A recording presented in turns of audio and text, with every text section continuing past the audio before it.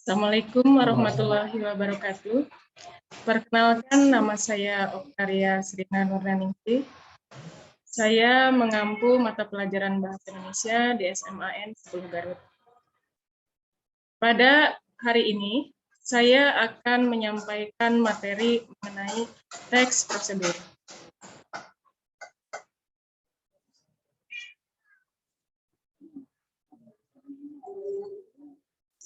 Ya, materi kita mulai dengan pengertian dari teks prosedur.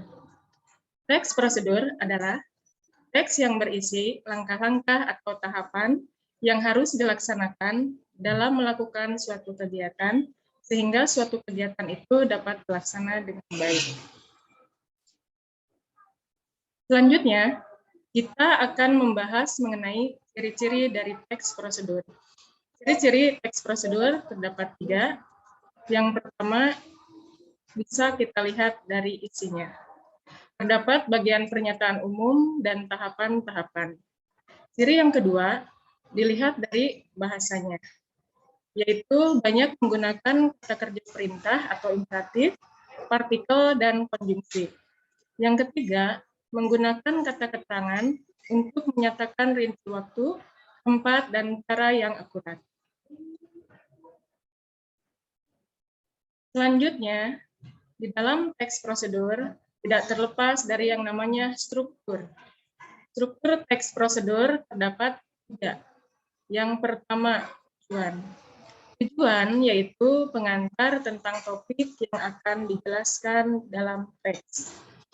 Yang kedua, langkah-langkah, yaitu perincian petunjuk yang disarankan kepada pembaca terkait dengan topik yang ditentukan.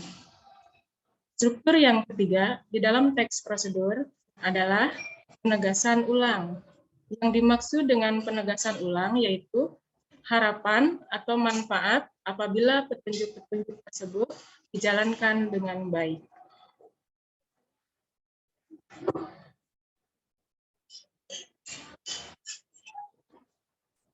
Di dalam teks prosedur terdapat aspek-aspek kebahasaan, karena di dalam tahapan-tahapan pembuatannya tentu saja aspek kebahasaan ini sangat penting dan prioritas. Ada beberapa aspek kebahasaan yang akan kita bahas dalam pertemuan atau pembahasan hari ini. Yang pertama, menggunakan kata kerja atau verba. Verba dapat dibentuk oleh imbuhan me, mekan, mei, ber, di, dikan, dan di. Ya, kita bahas satu persatu ya. A. Verba material. Verba material yaitu jenis verba yang mengacu pada tindakan fisik.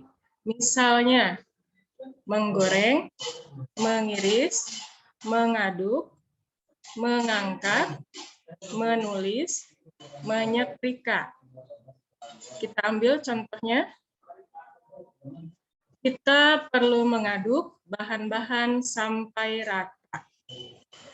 Itu A. Jadi tadi A itu menggunakan verba material.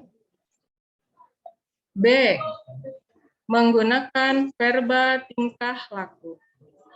Verba tingkah laku yaitu verba yang mengacu pada sikap yang dinyatakan dengan ungkapan verba. Bukan tindakan fisik ya. Misalnya menyetujui, menolak, memahami. Kita ambil contoh. Kita akan merasakan kelezatan bumbu-bumbu tersebut. Itu yang pertama dari aspek kebahasaan mengenai teks prosedur. Nah, masih mengenai aspek kebahasaan teks prosedur. Berikutnya yang kedua, menggunakan kata-kata teknis yang berkaitan dengan topik yang dibahasnya. Kita ambil contoh, prosedur membuat nasi goreng. Nah, kita akan menemukan kata-kata teknis ketika membuat nasi goreng. Nah, pertama misalnya nasi. Ada nasi, ada bumbu, kompor, potong, goreng, dan lain-lain. Itu tadi contoh dari prosedur membuat nasi goreng. Kita ambil contoh lain, misalnya prosedur menghidupkan komputer. Kata teknis yang bisa kita temukan ketika menghidupkan komputer antara lain CPU, power, tekan, klik, dan lain-lain. Ketiga, menggunakan kalimat interrogatif atau kalimat tanya. Tentu saja kita sudah tidak asing dengan istilah kalimat tanya. Kita ambil contoh. Tahukah kalian makanan khas Magelang? Nah, itu contoh pertanyaannya ya. Sekali lagi, tahukah kalian makanan khas Magelang? Yang keempat, menggunakan kalimat deklaratif.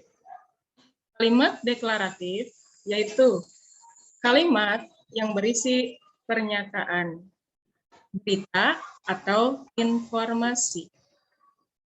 Kita ambil contoh. Getuk trio adalah salah satu makanan khas Magelang yang berbahan dasar singkong. Itu contoh dari kalimat deklaratif. Yang kelima, menggunakan kalimat imperatif, yaitu kalimat perintah. Kalimat perintah bisa kita contohkan dengan kalimat seperti ini. Tambahkan sedikit gula, garam, dan vanili. Nah, biasanya kalau kalimat perintahnya seperti itu, ketika kita membuat apa ya? Coba kita pikirkan ya. Selanjutnya, yang termasuk kalimat perintah, kukuslah sampai matang. Kukuslah sampai matang. Contoh lainnya, keringkan dengan handuk bersih. Nah, kalau keringkan dengan handuk bersih, mungkin ini dalam bentuk aktivitas ya, bukan tentang cara membuat sesuatu.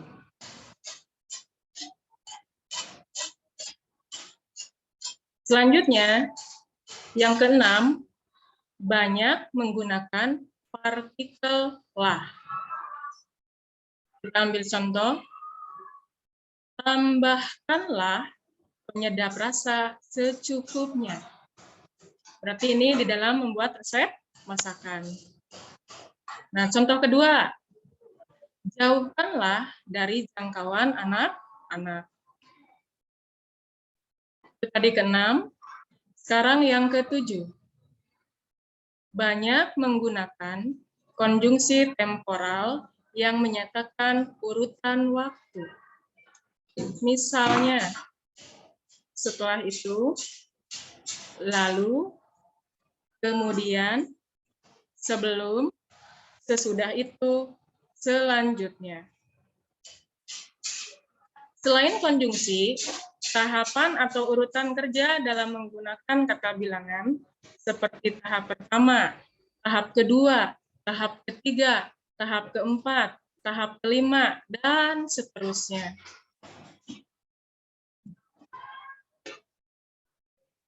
Yang kedelapan, menggunakan pernyataan persuasif, ditandai dengan kata-kata hendaklah, sebaiknya, diharapkan, harus, perlu. Kita ambil contoh. Sebaiknya, gunakanlah tepung berprotein sedang. Contoh lain, alangkah lebih baik jika minuman ini disajikan dingin. Yang kesembilan, Apabila prosedur itu berupa resep dan petunjuk penggunaan alat, akan digunakan gambaran terperinci tentang benda dan alat yang dipakai, termasuk ukuran, jumlah, dan warnanya. Contoh, gunakan loyang berukuran 20 cm kali 18 cm. Nah, itulah mungkin pembahasan yang bisa kita bahas dalam kesempatan hari ini. Di kesempatan lain kita akan melanjutkan mengenai langkah-langkah atau tata cara di dalam pembuatan teks prosedur. Terima kasih atas perhatiannya. Assalamualaikum warahmatullahi wabarakatuh. Juga kesana juga ajar.